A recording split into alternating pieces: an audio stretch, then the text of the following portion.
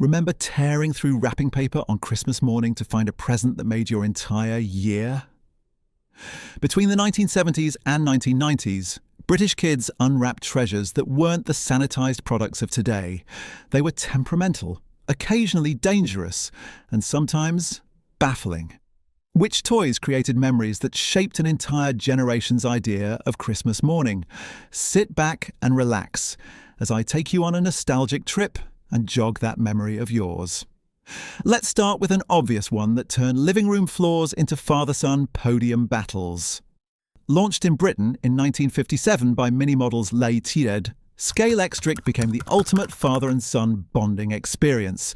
The basic set included cars, controllers, track pieces, and a power supply that would occasionally zap you. What made it brilliant was expandability. You could build circuits consuming entire living rooms, but it was a maintenance nightmare. Track connections never fitted properly, creating dead spots. Tires wore down instantly. The real controversy? Scalextric was effectively gambling for children. Dads bet pocket money on races, and kids learned about competition and mechanical advantage. For 70s and 80s kids, though, Scalextric represented complex play requiring patience and skill. Another Christmas favourite also tested patience in different ways, but this one came with realistic weaponry. Launched by Palitoy in 1966 as Britain's answer to G.I. Joe, Action Man defined masculinity for an entire generation. The 11-inch figure featured proper articulation, gripping hands, eagle eyes, and that camp groin articulation making dressing him an engineering challenge. The genius was the sheer range of outfits: soldier, sailor, pilot, diver, footballer, each with authentic gear. But Action Man was basically military propaganda for children, complete with grenades and machine guns. Build quality varied wildly too. Early figures were solid. By the 80s, cost-cutting left dismembered action men resembling war casualties. For 70s and 80s boys, though, Action Man represented adventure and violence made acceptable. Technology promised even bigger thrills, and one console would change Christmas mornings forever with its chunky, wood effect design. The Atari 2600, released in the UK in 1978, was the holy grail of Christmas presents. This wood effect console promised arcade gaming at home. The revolutionary cartridge system meant swappable games and endless entertainment, assuming you had money for £20 to £30 cartridges.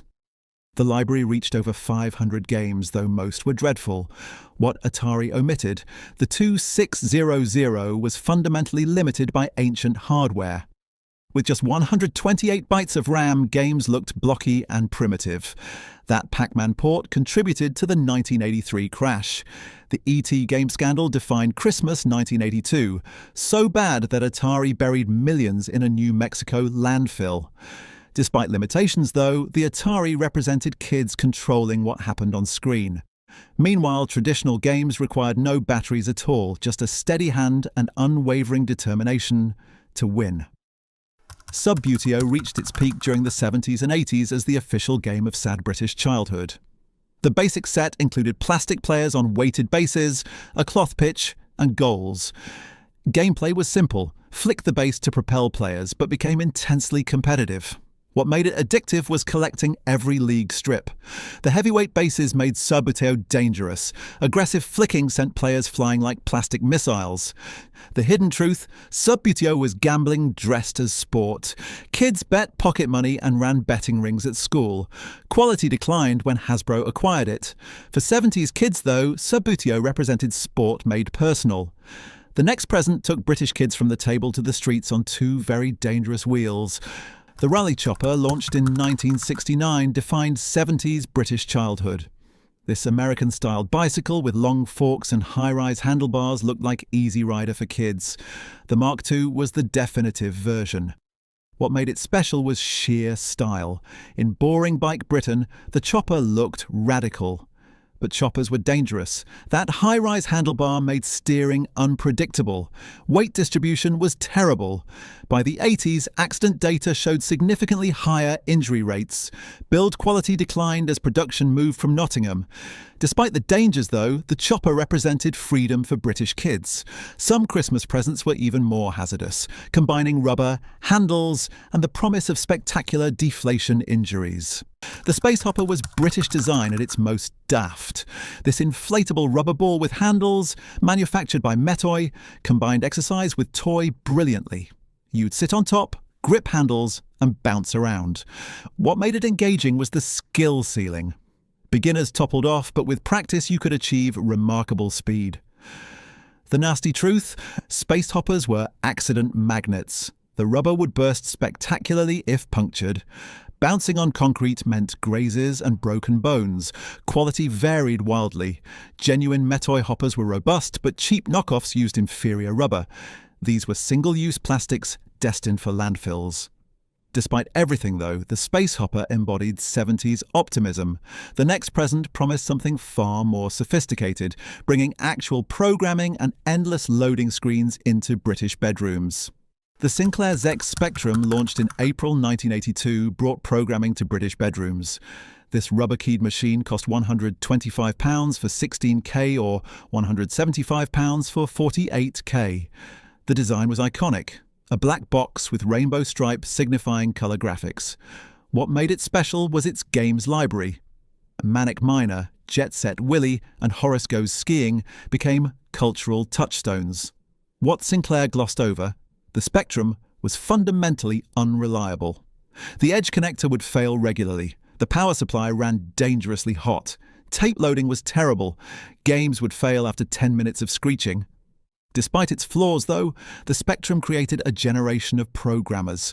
Some Christmas presents seemed to arrive from the actual future, though this one turned out to be somewhat nightmarish. Furby arrived in British shops for Christmas 1998, and nothing prepared parents for this animatronic nightmare. Created for Tiger Electronics, these owl-like creatures combined robotics and fuzzy covering. At £30 to £40, they promised interactive companionship. The technology was clever. Sensors detected light, sound and touch. They spoke Furbish, gradually mixing with English. The reality? They were sophisticated toys with pre-programmed responses, not genuine AI. That learning was simply a timer. Surveillance fears created darker controversy. Rumours spread they could record conversations, leading to an NSA ban.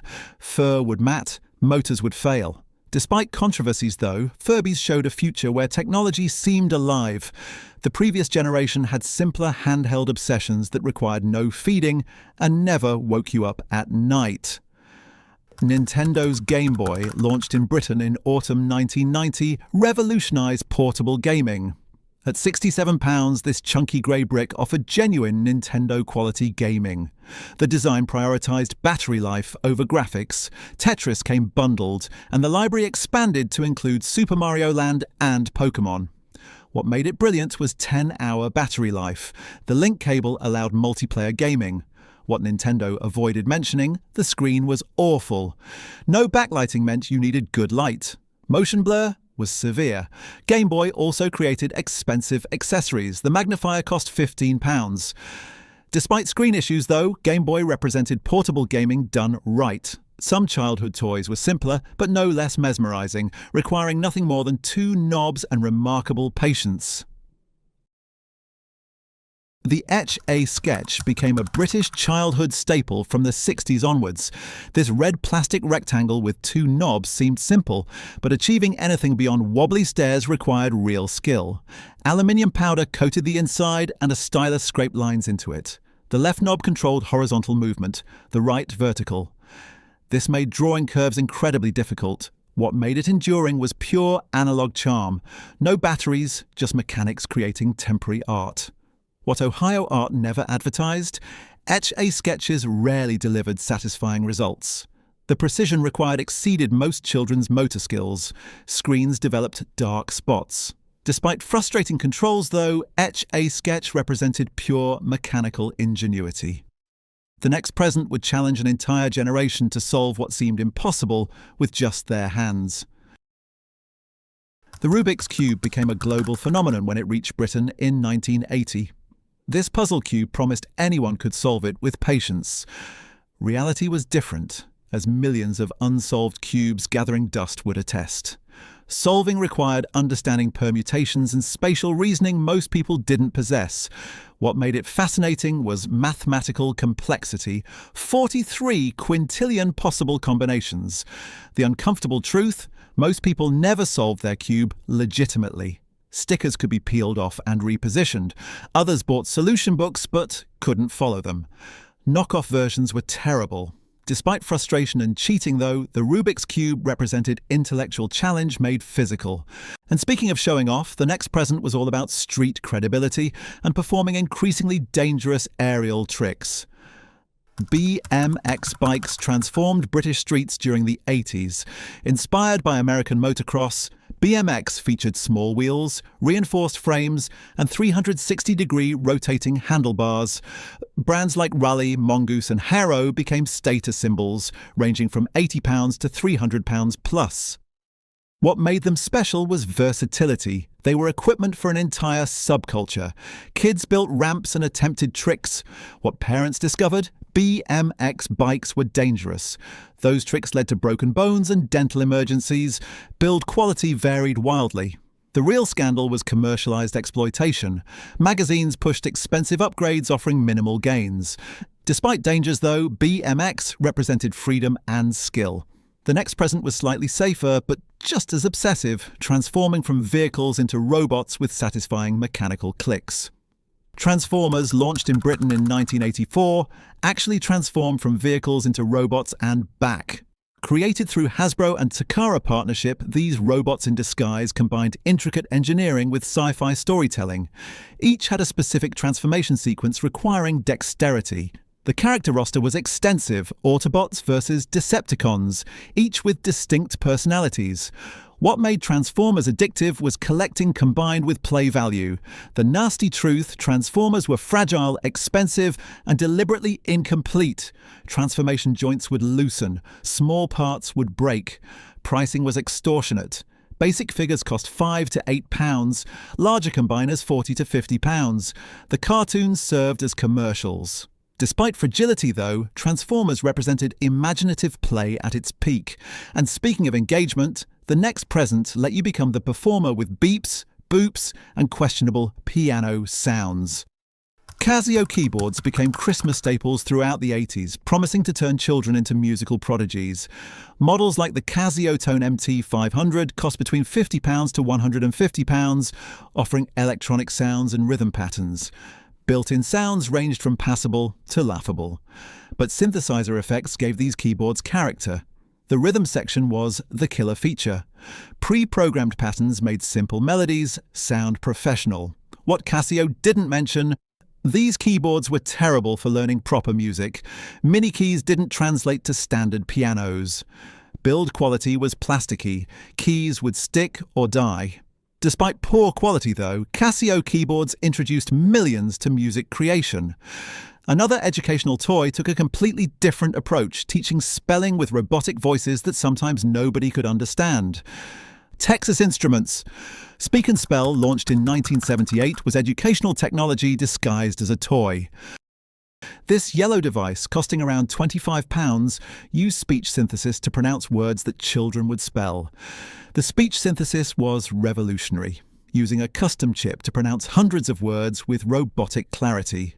What made it educational was immediate feedback and patient repetition. What Texas Instruments never advertised. The speech synthesis was hard to understand. The membrane keyboard was imprecise. Word lists were American-centric. Whether it actually improved spelling was controversial. Despite limitations, though, Speak and Spell represented technology serving education. And speaking of small things, the next toys were absolutely tiny, but built into massive collections alarmingly quickly. Galoob's micro machines, launched in Britain in the mid-80s, were miniature vehicles proving good things come in small packages. These tiny die-cast vehicles came in themed sets. At £5 to £10 per set, they were affordable impulse purchases, building into massive collections. The scale was perfect, small enough to carry dozens in pockets. What made Micro Machines brilliant was sheer variety. What Galoob didn't want you knowing: they were easy to lose, painful to step on, and environmentally terrible. Their small size meant they'd disappear into furniture. The die-cast construction made them hazards when stepped barefoot. Planned obsolescence through collectability was the real scandal. Despite losses, though, Micro Machines represented portable play done right. Another 90s toy required even less physical space but demanded constant attention through relentless beeping and digital guilt. The Tamagotchi, launched in Britain in 1997, was a Japanese digital pet that became a global phenomenon. This egg-shaped keychain device cost around £10 to £15 and promised pet ownership without mess. The LCD screen displayed a pixelated creature demanding constant attention through beeping alerts. Gameplay was simple. Your Tamagotchi needed feeding, play, and cleaning. Neglect meant it would die. What made it addictive was the sense of responsibility. The dark truth: they were deliberately manipulative devices, creating anxiety for profit. Constant beeping trained Pavlovian responses. Schools banned them when disruption became intolerable. Battery life was deliberately short. Despite manipulation, though, Tamagotchi represented digital creatures that felt alive. Some toys offered cold refreshment instead of anxiety, though the reality was usually warm disappointment and chemical-tasting syrups. Mr Frosty, the ice crunchy maker, arrived in British homes throughout the 70s and 80s, promising homemade slushies. This cheerful snowman-shaped device, manufactured by Tomy, cost around £15 to £20 and theoretically turned ice cubes into snow-like shavings. The design was charming. A rotund snowman with a red hat and hand crank mechanism. What made it appealing was the concept of making your own icy drinks. The reality: Mr Frosty was a masterclass in disappointment. The hand crank required strength children didn't possess. The mechanism jammed constantly. The resulting snow was rough chunks. The syrups were terrible, overly sweet and chemical tasting. Despite requiring adult strength, though, Mr Frosty represented innocence. The next Christmas presents were specifically marketed towards girls, starting with this genuinely unsettling disembodied plastic head. Girls' World, manufactured by Palitoy, was the disembodied styling head that dominated 70s and 80s girls' Christmas lists. This oversized plastic female head with rooted nylon hair sitting on a pink base promised hairstyling practice without consequences. At £15 to £25, it offered makeup application and hairbrushing experimentation. What made it engaging was creative freedom. Practice hairstyles without consequences. What nobody mentions: Girls' World was fundamentally creepy. A disembodied head on a stick is horror imagery dressed as children's toy. Hair quality was terrible. Harsh nylon would tangle impossibly. What it taught girls about beauty standards was controversial. Despite creepiness, though, Girls' World offered experimentation without personal stakes.